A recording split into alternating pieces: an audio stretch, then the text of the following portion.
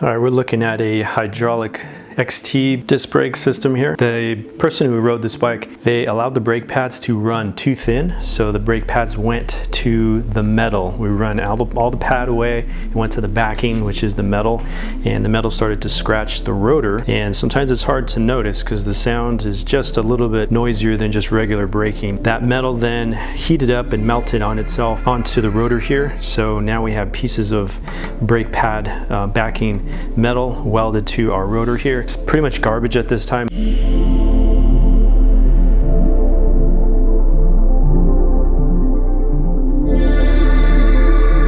Most of the time it's going to decrease braking power as much as 50% or more. It's also going to create squeaking, maybe even vibration. It's going to vibrate the whole entire bike. It's going to go all the way into the saddle, up into you. It's going to be pretty uncomfortable. So noisy and lack of power is the main thing here. So I've tried to sand these with different types of grit to sand it out, cleaning it using brake cleaner from automotive brake cleaner. Nothing seemed to work. As soon as I got some new pads on there and got a new rotor, everything was back to normal. Pretty much garbage now. So on this one, if you look closely, you will see some discoloration, maybe a little bit of orange, a little bit of red, a little bit of purple. We do have some pretty good scratch lines going on there. Black area here, and then right next to it's a silver area. That part got scratched pretty good.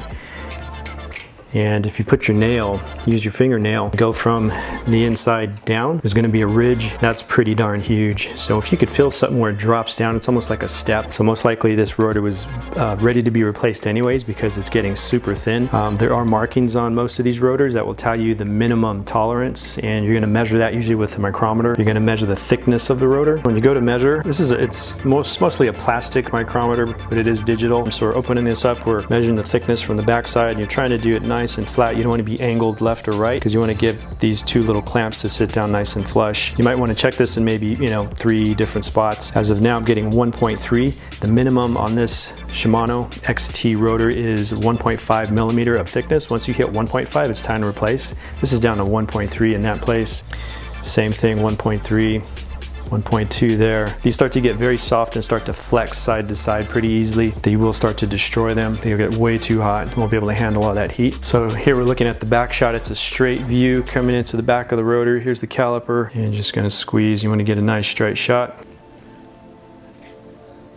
Come in and squeeze those sides, get a nice straight shot. Now you don't want to be pivoted left or right. You want to come in nice and flat. These two guys have to come in and get a good flat shot on it. And you're getting a reading just like that. So a couple things to look for when you're going to be replacing your rotor. It's going to be either a 6-bolt attachment, which is pretty common.